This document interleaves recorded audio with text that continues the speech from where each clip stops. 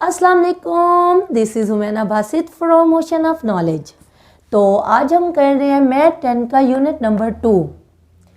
Unit number 2 complete हो गया, तो आज हम रिव्यू एक्सरसाइज 2 कर रहे हैं। इस पूरे चैप्टर में हमने क्वाड्रेटिक इक्वेशन को डिस्कस किया है, तो इसलिए इस चैप्टर का नाम थ्योरी ऑफ क्वाड्रेटिक इक्वेशन है। इसका हम क्वेश्चन नंबर 1 कर रहे हैं, जो कि MCQs है। MCQ से क्या मुराद है? मल्टीपल चॉइसेस क्वेश्चन, जिसमें आपको मल्टीपल ऑप्शन दिए हुए हो, चॉइस दी हुई हो, 4 चॉइसेस दिए हुए हो, तो उस क्वेश्चन को MCQs कहते हैं, मल्टीपल चॉइसेस क्वेश्चन कहते हैं। तो क्वेश्चन नंबर 1 हम पढ़ते हैं। इसका जो फर्स्ट पार्ट है वो है if alpha beta are roots of 3x² + 5x - 2 = 0, then alpha plus beta is. देखिए, आपके पास बुक होगी, ये पेज नंबर 45 पे ये बुक है, पेज नंबर 45 आपने यकीनन खोला हुआ होगा। तो आपको 45 हाँ, तो इसमें आपको 4 ऑप्शन भी नीचे नज़र आ रहे होंगे। जब आपने ये स्टेटमेंट पढ़ी होगी, नीचे 4 ऑप्शन भी लिखे हुए होंगे। मैंने 4 चॉइसेस नहीं लिखे। देखें, आपको उन 4 ऑप्शंस को देखना भी नहीं चाहिए। आपकी तैयारी इतनी अच्छी होनी चाहिए कि आप उन 4 ऑप्शन को ना देखो, आप क्वेश्चन को पढ़ो और जो आंसर है वो आपके माइंड में खुद ब खुद आ जाना चाहिए। जो आंसर आपके माइंड में आएगा सबसे पहले, फिर आप उन 4 ऑप्शन को देखो। उन 4 ऑप्शन में जो ऑप्शन आपके माइंड में सबसे पहले आया होगा वो उसमें खड़ा होगा, चाहे वो A हो, चाहे B हो, चाहे C हो या D हो। तो उस पे आपने क्या करना है? टिक लगा देना है या सर्कल लगा देना है। तो इसलिए मैंने 4 ऑप्शन नहीं लिखे। ये ऑब्जेक्टिव पेपर में आते हैं तो आपको एक्स्ट्रा शीट मिलेगी, या आप खुद मांग लोगे तो एक्स्ट्रा शीट वो देंगे। हर क्वेश्चन को पढ़ो और उसको एक्स्ट्रा शीट पे थोड़ा सा लिख लो, थोड़ा एक्सपीरियंस कर लो कि वाकई इसका आंसर वही आ रहा है जो मेरे माइंड में है। तो जब उस पर आप कर लोगे एक्स्ट्रा सीट पे, तो आपको कंफर्म हो जाएगा कि मेरा आंसर ठीक है। उसके बाद आप टिक लगाओ या सर्कल लगाओ। तो अब वो कह रहा है कि ये उसने एक क्वाड्रेटिक इक्वेशन दे दिया। क्वाड्रेटिक इक्वेशन क्योंकि यहाँ x की पावर 2 है, तो इसको क्वाड्रेटिक इक्वेशन कहेंगे। क्वाड्रेटिक इक्वेशन दिया और कहा है कि अल्फ़ा और बीटा जो है इसके रूट्स हैं। तो अल्फ़ा और बीटा को अगर सम करें तो वो क्या होगा, ये आपको पता है, आप पूरा चैप्टर कर चुके हैं।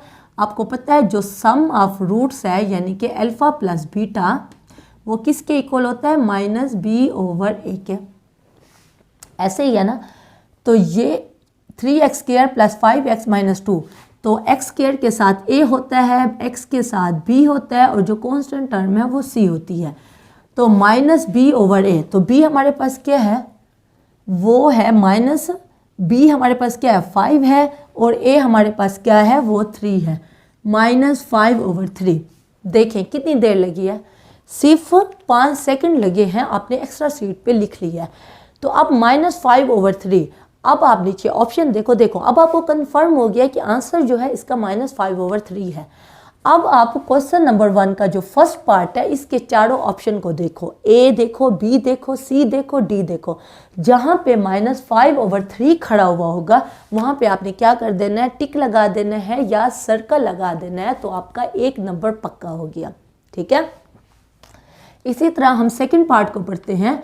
यहाँ पे यही बात लिखी हुई है, तो इसलिए मैंने ये निशान लगा दी है। If alpha beta are roots of, अब उसने एक दूसरी क्वाड्रेटिक इक्वेशन दे दी है और कहा है कि अल्फ़ा बीटा भी इसके रूट्स हैं। तो अल्फ़ा बीटा क्या होगा? ये सम था, अब ये क्या है? प्रोडक्ट है। और प्रोडक्ट यानी कि अल्फ़ा बीटा किसके इक्वल है? आपको पता होगा, c/a के इक्वल है। ऐसे ही है ना।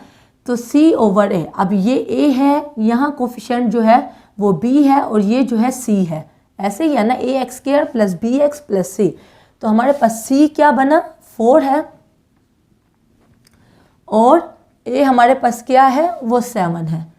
4/7।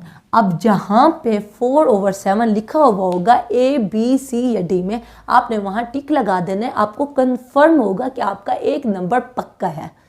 ठीक है ना। तो आपने जल्दी नहीं करनी ऑब्जेक्टिव पेपर को हल करते हुए, आपने देखना है, एक्स्ट्रा सीट पे थोड़ा सा लिखना है। इतनी देर भी नहीं लगानी कि टाइम ही गुजर जाए आपने बस थोड़ा सा टाइम लेना है, जल्दी जल्दी एक्स्ट्रा शीट पे लिखना है, और जो आपका आंसर रहेगा आपने देखना है ए बी सी या डी में कहाँ पे मेरा आंसर जो मैंने निकाला है वो खड़ा हुआ है। जहाँ पे वो खड़ा होगा वहाँ पे आपने टिक लगा देना है, ठीक है।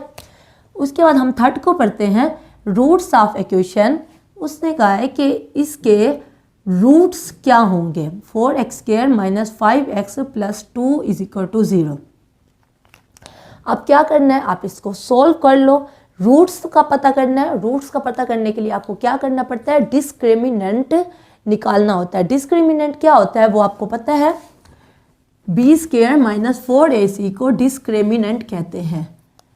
तो आपका डिस्क्रिमिनेंट बराबर होता है b² - 4ac, ऐसे ही है ना। तो आपने इस क्वाड्रेटिक इक्वेशन के रूट्स निकालने हैं, तो हम इसका डिस्क्रिमिनेंट निकाल लेते हैं। डिस्क्रिमिनेंट से पता चल जाएगा कि हमारे रूट्स क्या हैं, रियल है, इमेजिनरी है, रैशनल है, इररेशनल है, कुछ भी। तो हम क्या करेंगे, इसमें पुट करेंगे। यहाँ कोफिशिएंट 4 है तो a 4 है, b हमारे पास -5 है और c हमारे पास 2 है।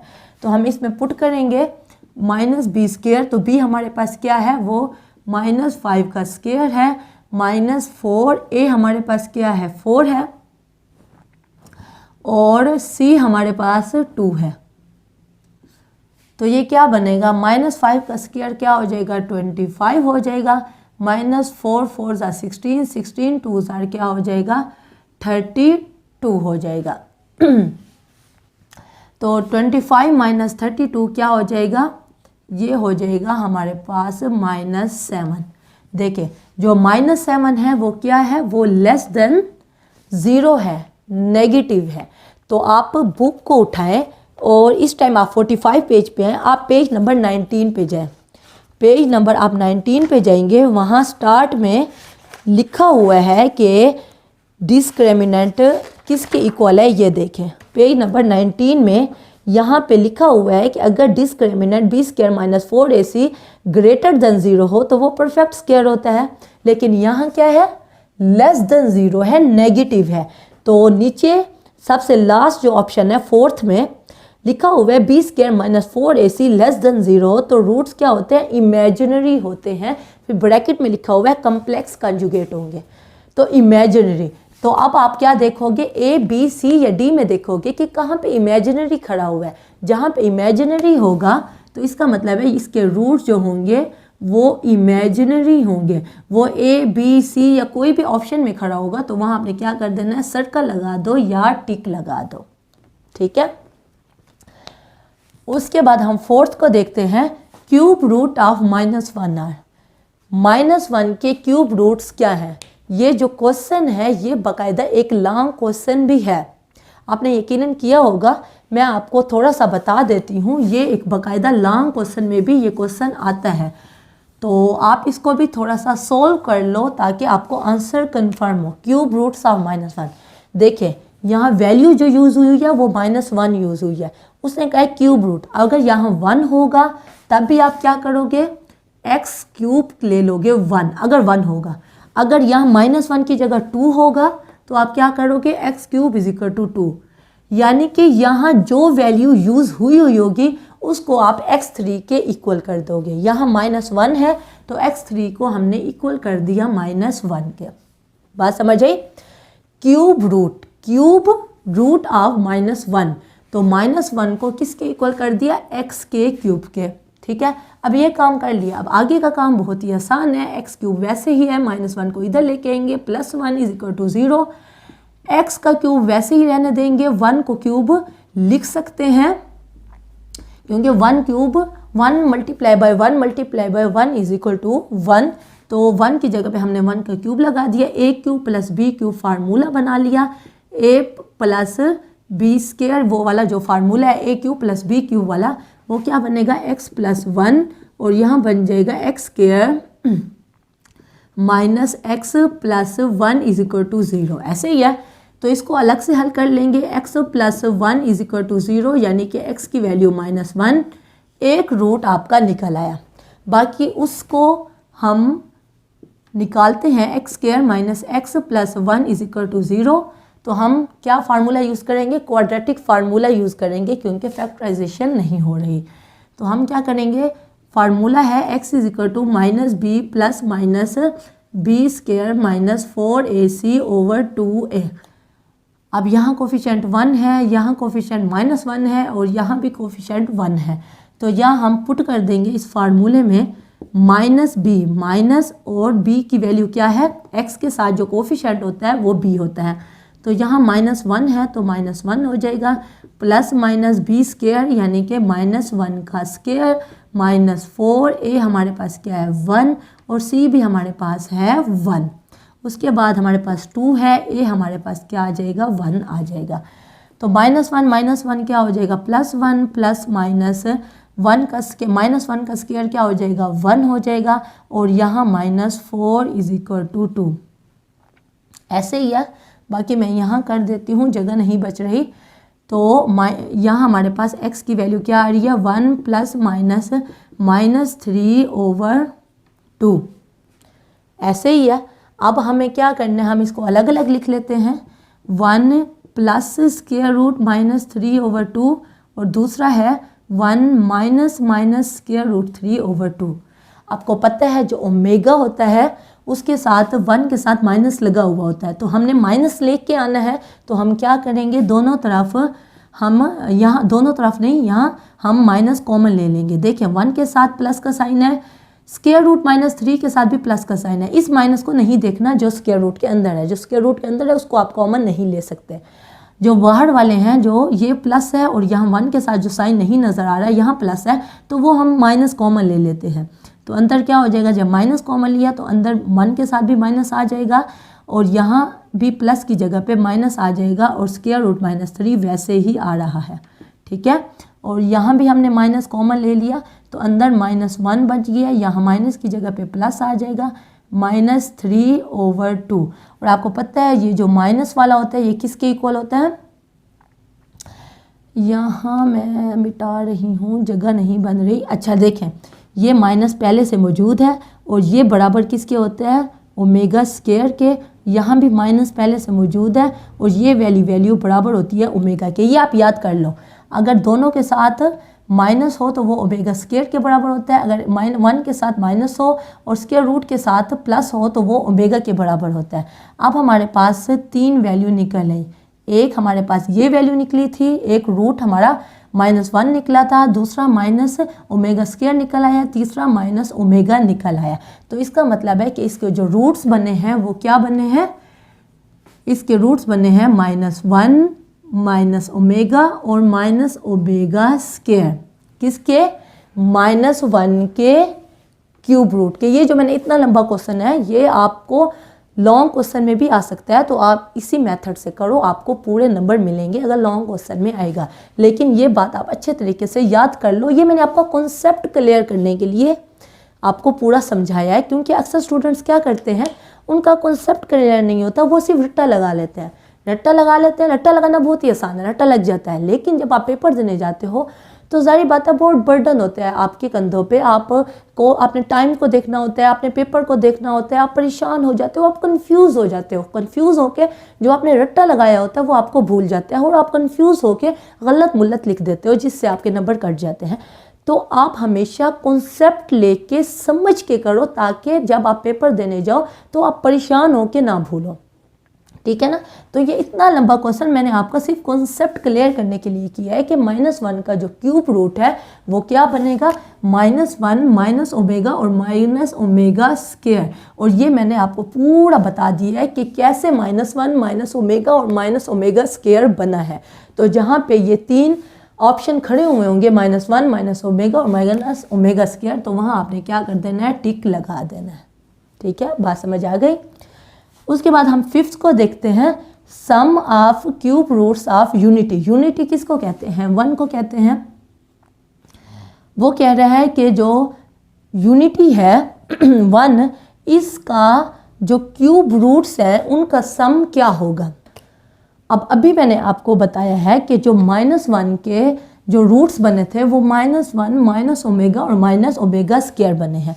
तो इसी तरह -1 था तो साथ सब के साथ माइनस आया है, लेकिन यहाँ 1 वो यूनिटी के क्यूब रूट्स कह रहा है। यूनिटी के क्यूब रूट्स क्या बनेंगे, अगर उसके हिसाब से देखें तो 1 बनेगा ओमेगा बनेगा और ओमेगा स्क्वायर बनेगा।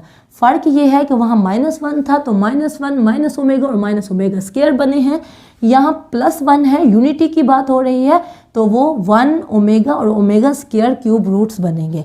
वो कह रहे हैं इनका जो सम है वो किसके इक्वल है, तो इनको हम सम करके देख लेते हैं। हमें पता है, आपने पूरा चैप्टर किया है, आपको पता है 1 + ओमेगा स्क्वायर यानी कि यूनिटी के जो 3 रूट्स हैं उनको सम करो तो वो किसके इक्वल आता है, वो 0 के इक्वल आता है।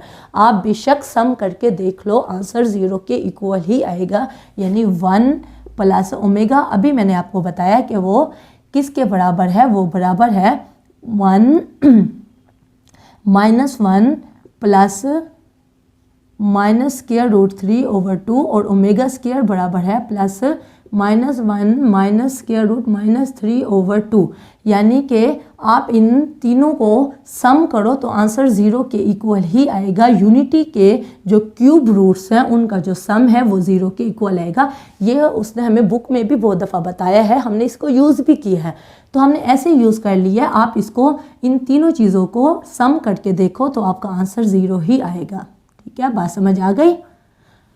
उसके बाद हम 6 को देखते हैं, product of cube roots of unity. Product unity के मैंने अभी बताए हैं कि क्या है, रूट्स, क्यूब रूट्स क्या है, 1 ओमेगा और ओमेगा स्क्वायर।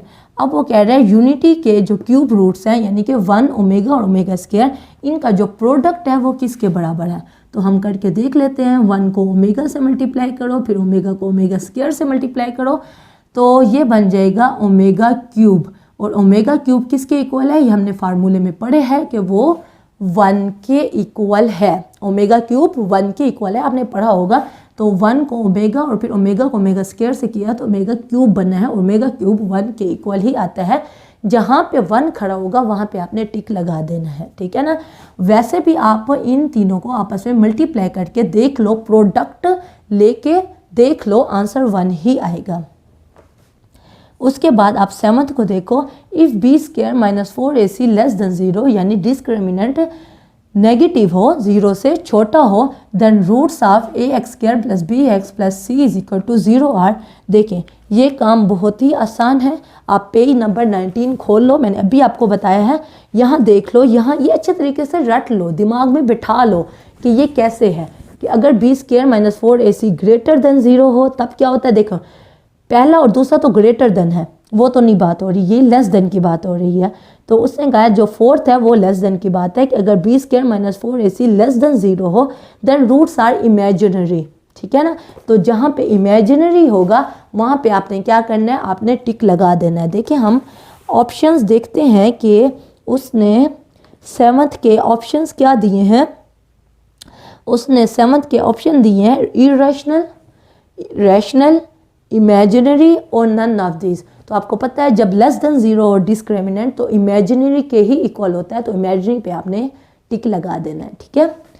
उसके बाद 8 को देखें, इफ़ b² - 4ac > 0। देखें ग्रेटर देन 0 हो तो 2 ऑप्शन होते हैं। अभी फिर पेज नंबर 19 खोल लें, जो पहला और दूसरा है उसमें ग्रेटर देन की ही बात हो रही है कि अगर greater than 0 but not a perfect square, और उसने शर्त दे दी कि परफेक्ट स्क्वायर नहीं है, देन रूट्स इसके क्या होंगे। उसने देखें पहले में कहा है कि अगर ग्रेटर देन 0 और परफेक्ट स्क्वायर हो, वो बात तो नहीं हुई। हम सेकंड ऑप्शन को देखेंगे, इफ़ b² - 4ac > 0, अगर बड़ा हो 0 से, पॉजिटिव हो and not a perfect square, और परफेक्ट स्क्वायर ना हो जो उसने बात की है, then the roots are irrational, और फिर उसने ब्रैकेट में रियल दे दिया है, एंड अनइक्वल। तो इरेशनल रियल भी होता है, रैशनल भी रियल होता है, इसलिए उसने रियल कह दिया, लेकिन उसने शर्त कह दी है कि वो इरेशनल होंगे और अनइक्वल होंगे। तो हम देखेंगे इरेशनल या अनइक्वल का ऑप्शन होगा तो हम उस पर टिक लगा देंगे। तो आप 8 पे देख लो, एक इमेजिनरी का ऑप्शन है, रैशनल का है, इरेशनल का है और नन ऑफ दिस का है। तो आप किस पे क्लिक करोगे, आप इरेशनल पे टिक लगा दोगे। इसका जो ऑप्शन आंसर होगा वो क्या होगा, इरेशनल होगा, ठीक है ना। इरेशनल ही है ना, अगर ग्रेटर देन 0 हो, परफेक्ट स्क्वायर ना हो, roots are irrational and unequal. Unequal का ऑप्शन नहीं था, क्या था, rational, irrational, none of this. तो आपने इरेशनल पे क्या करना है, टिक लगा देना है। और अगर इसका आंसर क्या था, इसका आंसर था इमेजिनरी। ये आप दिमाग में बिठा लो कि इमेजिनरी अगर लेस देन 0 हो, नेगेटिव हो तो इमेजिनरी होगा, अगर ग्रेटर देन 0 हो तो 2 ऑप्शन होते हैं। तो फिर उसमें अगर परफेक्ट स्क्वायर हो तो और तरह का होता है, इसमें उसने कहा है not a perfect square, perfect square नहीं है, तो इसका आंसर क्या होगा, इरेशनल होगा। ठीक है।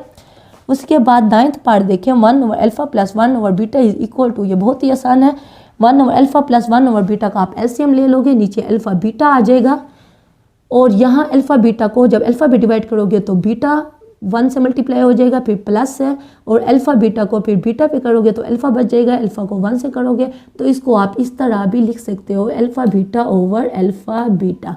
तो जहाँ पे alpha plus beta over alpha beta लगा हुआ होगा वहाँ पे आपने टिक लगा देना है। ठीक है, बात समझ आ गई। उसके बाद ये मिट गया है 10th part, alpha square plus beta is equals to alpha square plus beta square is equal to. अब ये भी बहुत ही आसान है, देखिए alpha square plus beta square हो तो वो किसके इक्वल होता है, वो alpha square plus beta square के इक्वल होता है। तो अगर हम खुद से कोई चीज़ ऐड करना चाहें तो हमें पता है कि मैथ्स का रूल है कि कोई चीज़ खुद से ऐड कर सकते हैं, लेकिन शर्त यह है कि उसी चीज़ को आप माइनस भी करो। ऐसा ही रूल मल्टीप्लाई और डिवीजन के लिए, अगर खुद से कोई चीज़ आप मल्टीप्लाई कर रहे हो तो उसी चीज़ से आपने डिवाइड भी करना है, तो ये आप काम कर सकते हो। अब मैं क्या करती हूँ, यहाँ 2 अल्फ़ा बीटा मैं ऐड भी कर देती हूँ और 2 अल्फ़ा बीटा मैं माइनस भी कर देती हूँ। ठीक है, बात समझ आ गई। अब जब ये मैंने कर दिया तो आपको पता है alpha square plus beta square plus 2 alpha beta, ये किसके, ये फार्मूला बनता है A square plus B square plus 2ab। तो ये मैं अगर आगे करूँ तो ये बनेगा alpha square plus beta square किसके इक्वल है, हाँ ये फार्मूला बन जाएगा, यानी कि अल्फ़ा प्लस बीटा का होल स्क्वायर, ऐसे ही है ना, ये 3 टर्म फार्मूले वाले बन जाएंगे, और -2 अल्फ़ा बीटा बन जाएगा। जहाँ पे ये वाला ऑप्शन होगा अल्फ़ा प्लस बीटा का होल स्क्वायर -2 अल्फ़ा बीटा, वहाँ पे आपने टिक लगा देना है। ठीक है, तो क्वेश्चन नंबर 1 के टोटल 10 पार्ट हो गए हैं। तो अब हम चलते हैं नेक्स्ट पार्ट की तरफ। ओके, अब हम कर रहे हैं क्वेश्चन नंबर 1 का 11th part, 2 square roots of unity are. बहुत ही आसान क्वेश्चन है। जो 1 है यूनिटी, उसका स्क्वायर रूट अगर हम लें तो वो क्या होगा, +-1, ऐसे ही है। तो ये 1 जो है स्क्वायर रूट से बाहर निकल आएगा, +-1 होगा। तो एक दफ़ा 1 के प्लस के साथ लिख लो, एक दफ़ा माइनस के साथ लिख लो। तो जहाँ पे ये लिखा हुआ होगा वहाँ पे आपने टिक लगा देना है। मैंने फिर से 4 ऑप्शन नहीं लिखे, आपके पास बुक है, मैं तो आपको ये मशवरा दूँगी कि आप भी बुक में ना देखो, आप क्वेश्चन को देखो। तो आपकी तैयारी इतनी अच्छी होनी चाहिए, आपकी तैयारी इतनी अच्छी हो कि क्वेश्चन देख के आपको आंसर खुद ब खुद आपके माइंड में आ जाना चाहिए। आप उस ऑप्शन को ना देखो, ऑप्शंस को देखे बगैर आंसर आपको आना चाहिए। तो अब हम 12 पार्ट करते हैं, roots of equation 4x² + 4x + 1 = 0। तो इसको आप क्या करोगे, इस इक्वेशन के आपने रूट्स निकालने हैं। तो रूट्स निकालने के लिए हम क्या करते हैं, हमें पता है कि यहाँ a है ax² + b हमारे पास 4 है और c हमारे पास 0 है। तो अब हमने रूट्स निकालने के लिए हम क्या करेंगे, डिस्क्रिमिनेंट बराबर होता है b² - 4ac। तो अब हम b की वैल्यू पुट करेंगे, यानी कि 4 का स्क्वायर माइनस 4a हमारे पास क्या है, वो भी 4 है, और c हमारे पास 1 है। तो 4 का स्क्वायर 16 - 4 1s are 4 और 4 4s are 16। तो आंसर क्या है, 0 है। तो पेज नंबर 19 में आप देख लो कि जब डिस्क्रिमिनेंट 0 के इक्वल होता है तो हमारे पास जो आंसर होता है, वो हमारे पास जो रूट्स होते हैं वो रियल और इक्वल होते हैं। ठीक है ना, तो जहाँ पे रियल और इक्वल का ऑप्शन होगा, रियल और इक्वल का, तो वहाँ पे आपने क्या कर देना है, टिक लगा देना है। मैं फिर भी आपको दिखा देती हूँ, पेज नंबर 19 में हमारे पास जो थर्ड ऑप्शन, सेकंड, हाँ third, b² - 4ac = 0, then the roots are rational, real and equal. तो रियल और इक्वल पे जहाँ पे ऑप्शन होगा वहाँ पे आपने टिक लगा देना है। उसके बाद 13 में देखें, if alpha beta are roots of this then sum of roots 2 alpha और 2 बीटा इज़। अब हमें पता है कि अल्फ़ा बीटा इसके रूट्स हैं, तो हमें पता है जो सम ऑफ रूट्स होते हैं यानी कि एस अल्फ़ा प्लस बीटा किसके इक्वल होता है, माइनस बी ओवर ए के इक्वल होता है। और यहाँ हमारे पास बी जो है वो माइनस ये वाला आ गया और बी हमारे पास क्यू के इक्वल है और ए हमारे पास पी के इक्वल है। ठीक है ना। तो अब हम क्या करेंगे, माइनस क्यू ओवर पी, तो 2 अल्फ़ा और 2 बीटा का हमने क्या करना है, सम लेना है। 2 अल्फ़ा प्लस 2 बीटा, तो 2 कॉमन ले लेंगे, अंदर क्या बचेगा, alpha plus beta. Alpha plus beta की हम वैल्यू निकाल चुके हैं, वो है माइनस क्यू ओवर पी, तो 2 माइनस क्यू ओवर पी, तो 2 को मल्टीप्लाई करेंगे, माइनस 2 क्यू ओवर पी हमारा आंसर होगा। जहाँ पे माइनस 2 क्यू ओवर पी लिखा हुआ होगा वहाँ पे आपने टिक लगा देना है। इसी तरह 14 पार्ट भी ऐसे ही है। इफ़ अल्फ़ा बीटा आर, इसलिए मैंने ऐसे ही लिख लिया, alpha beta are roots of X square minus X minus 1 is equal to 0, then जो प्रोडक्ट है 2 अल्फ़ा और 2 बीटा इज़, बिल्कुल ऊपर वाला क्वेश्चन है, सिर्फ यहाँ सम की बात हो रही है, यहाँ प्रोडक्ट की बात हो रही है और क्वाड्रेटिक इक्वेशन मुख्तलिफ है। तो यहाँ जो कोफिशेंट है वो ए है, यहाँ कोफिशेंट बी है और ये कोफिशेंट सी है। तो यहाँ पे हम क्या करेंगे, 2 अल्फ़ा और 2 बीटा का प्रोडक्ट ले लेंगे। यहाँ 2 अल्फ़ा और 2 बीटा का सम लेना था, यहाँ हमने प्रोडक्ट ले लिया, वो क्या बन गया, 4 अल्फ़ा बीटा। और अल्फ़ा बीटा किसके इक्वल होता है, अल्फ़ा बीटा बराबर होता है सी ओवर ए के, प्रोडक्ट ऐसे ही है ना। तो सी हमारे पास क्या है, वो -1 है और ए हमारे पास क्या है, वो +1 है, यानी कि -1 हो गया। नीचे डिनोमिनेटर में 1 हो तो उसको शो नहीं करते, -1 है। तो 4 वैसे का वैसे अल्फ़ा बीटा की जगह पे जो अभी हमने निकाला है -1, तो -1 लगा दिया तो क्या आ गया, -4। जहाँ पे -4 लगा हुआ होगा वहाँ पे आपने टिक लगा देना है, ये आपका राइट आंसर है। ठीक है। उसके बाद जो 15 है वो कह रहा है the nature of roots of equation is determined by, बहुत ही आसान क्वेश्चन है। वो कह रहा है ये जो क्वाड्रेटिक इक्वेशन है इसकी जो नेचर है वो आप कैसे डिटरमिन करते हो, कैसे बयान करते हो, हमें पता है। उसके लिए हमें डिस्क्रिमिनेंट की ज़रूरत होती है। तो जहाँ पे डिस्क्रिमिनेंट लिखा हुआ होगा आप वहाँ पे क्या कर दोगे, टिक लगा दोगे, क्योंकि डिस्क्रिमिनेंट से हमें क्वाड्रेटिक इक्वेशन के रूट्स की नेचर मालूम होती है कि आया वो रैशनल है, इररेशनल है, इक्वल है, नॉट इक्वल है, इमेजिनरी है। तो हमें कैसे पता चलता है, हमें डिस्क्रिमिनेंट से ही पता चलता है। हमने जितने क्वेश्चन किए हैं वो सारे डिस्क्रिमिनेंट की वजह से निकाले हैं और डिस्क्रिमिनेंट की मदद से हमें पता चला है कि वो इमेजिनरी है, रियल है, इक्वल है या नहीं है। तो 15 का जो आंसर होगा वो डिस्क्रिमिनेंट होगा। हम डिस्क्रिमिनेंट को यूज़ करके हम किसी क्वाड्रेटिक इक्वेशन की नेचर को बताते हैं, क्वाड्रेटिक इक्वेशन के रूट्स की नेचर को बताते हैं। ठीक है। Last part, the discriminant of A X square plus B X plus C is, बहुत ही आसान है, हमें पता है डिस्क्रिमिनेंट तो अब आपको पानी की तरह याद हो गया होगा। B square minus 4ac discriminant होता है किसका, इस क्वाड्रेटिक इक्वेशन का। जहाँ पे बी स्क्वायर माइनस 4ac लगा हुआ होगा वहाँ पे आपने टिक लगा देना है। तो क्वेश्चन नंबर 1 कंप्लीट हो गई है, आपका लेक्चर बहुत लंबा हो गया है। तो बाकी जो क्वेश्चन नंबर 2 है वो मैं आपको कल करवा दूँगी। तो उम्मीद है आज का लेक्चर आपको पसंद आया होगा। अगर कोई बात पूछनी हो, किसी बात की समझ ना आई हो तो आप नीचे कमेंट में पूछना, मैं इंशाल्लाह नेक्स्ट क्लास में या कमेंट बॉक्स में उसका डेफिनेटली जवाब दे दूँगी। तो अगर आप मेरे चैनल पे नए हैं तो प्लीज़ मेरे चैनल को ज़रूर सब्सक्राइब करें। अगर आपको मेरी वीडियो थोड़ी सी भी इंफॉर्मेटिव लगी है तो मेरी वीडियो को ज़रूर लाइक करें। तो फिर मिलेंगे नए लेक्चर के साथ। अल्लाह हाफिज़।